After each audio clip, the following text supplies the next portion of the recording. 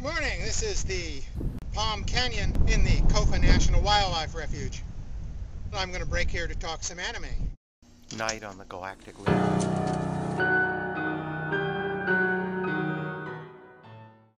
Night on the Galactic Railroad, or Ginga Tetsudo no Yoro, is a 1985 anime adaptation of Kenji Miyazawa's famous short story of the same name. It's set in the 1920s during Tanabata, the Festival of Stars. It derives from a Chinese legend of two separated lovers, represented as constellations who are stuck on opposite sides of the Milky Way, the silver river of stars that flows through the summer sky.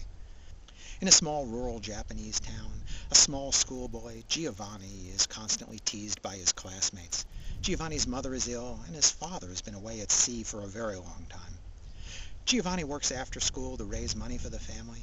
Even Giovanni's lone school friend, Campanella, is sometimes overcome by the peer pressure to mock poor Giovanni. On this night of Tanabata, Giovanni must first head to the dairy and fetch some milk for his mother before he can join Campanella in the festivities. When he has to wait for the dairyman, Giovanni kills some time by lying amid the flowers on a small hilltop and staring up at the sky and the Milky Way. Giovanni is mesmerized by the stars. Then, to his surprise, a train arrives from nowhere, and this small hilltop seems to be a station. When he gets aboard, he's even more surprised to find his friend, Campanella, is already aboard too. Oh.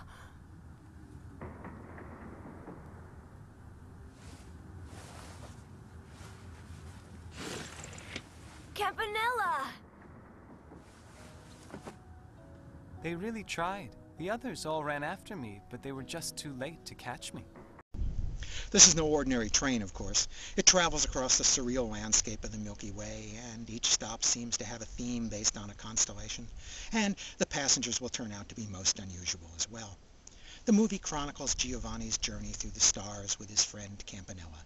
Most of what they see from the passenger car's window, or their stops at the various stations along the way, or through the words of the other exotic passengers, is simultaneously absurd and profound. It soon becomes clear that most, if not all, of the passengers are dead, being transported to the afterlife aboard this train. Many of these passengers have tales to tell. As with the passing scenery, each tale is meant to illuminate a philosophical point in Miyazawa's book. I think this is a difficult anime to understand, and more so for Western audiences. I've watched this movie many times over the years and read Miyazawa's book a couple of times as well. Decoding it is like interpreting Gulliver's Travels or Alice in Wonderland. It's steeped in allegory and symbolism and history of the time, and much of it is quite opaque to the casual Western viewer like me. On the other hand, the intent of many of these fables are quite easy to grasp, and they've been illustrated with beautifully haunting imagery and complementary sound. One oddity of the anime you've surely already noticed is that almost all the characters are portrayed as anthropomorphic cats. That wasn't the case with the book. It seems to be an artistic choice based on a previous manga adaptation by Hiroshi Yoshimura.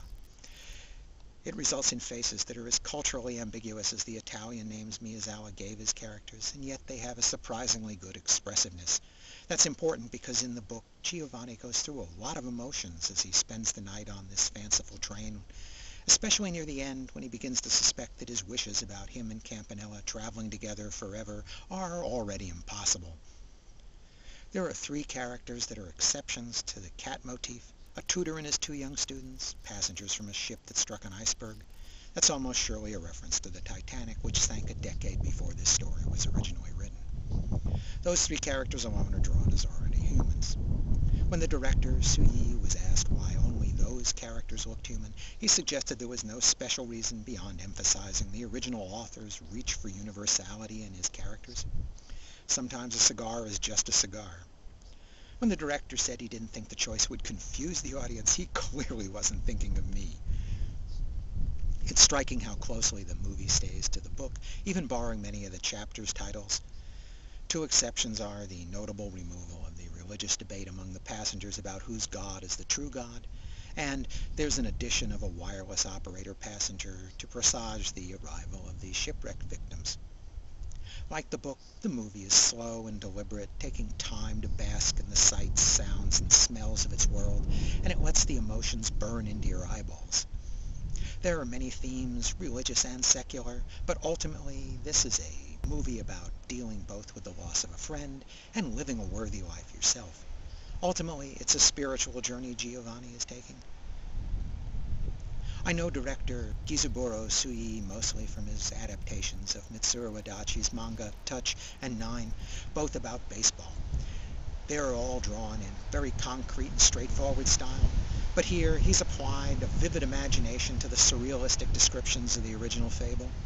One of the recurring imageries is the collection of all the individual points of light in the galaxy blending together into the Milky Way. The art here adds to that with sprays of stars, with thousands of bright flowers dotting a field, grains of sand sparkling in the ocean, or candle lanterns floating down a river, and even apples in an orchard.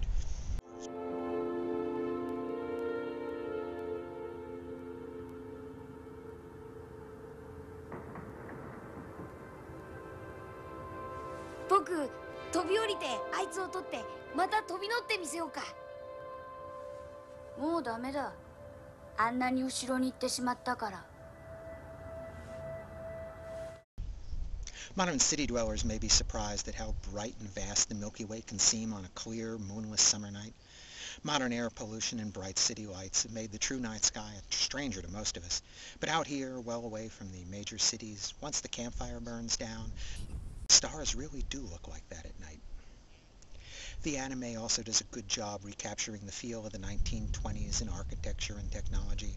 We'll see not just an old steam train, but an old movable type printing press and an old dairy farm. This is a 25-year-old animation unfettered by computerized jigger-pokey. It offers a series of imagery that easily retain their poignant beauty today. The background music, except for a few classical pieces explicitly called for in the fable, are by Hariyama Hoshio, a popular Japanese musician. I apologize for that sloppy pronunciation, but I'm not familiar with the 70s group Yell's Magic Orchestra, other than an also included Oscar-winning composer Ruichi Sakamoto. Hosono hasn't done many compositions for anime besides this, and the much more recent Appleseed Ex Machina. Here, he has an almost haunting and mystical electronic atmosphere to the fable. It provides the perfect accompaniment to the dreamlike mystic visuals. You may have noticed that a lot of the marquee staff names who worked on this anime, the writer, director, and composer, aren't the usual anime staffers. Given the obvious art house nature of this movie, it's almost surprising Central Park Media picked it up for North American release. Their transfer to DVD is a really big improvement over their VHS release. It's crisp and clear. And the titles on the movie, by the way, have been translated into Esperanto. Central Park Media's dub was pretty successful too. There weren't many extras on that DVD though. It's too bad they couldn't give some Cliff's Notes for us ignorant Yanks. Overall, I give The Night on the Galactic Railroad 4.5 stars. It's a difficult anime for Western audiences to fully appreciate, but it's rewarding emotional pilgrimage even without the historical research. And it's complemented by some brilliant imagery. By the way, if you feel like checking out Kenji Miyazawa's book, it has several translations under several similar titles. Beware of the Sigmund Stroud adaptation. For some reason, they felt the Italian names would confuse Americans, so when they translated it from Japanese to English, they replaced the Italian names, Giovanni and Campanella, with Japanese names that they invented. Don't get that at all. Thanks for listening.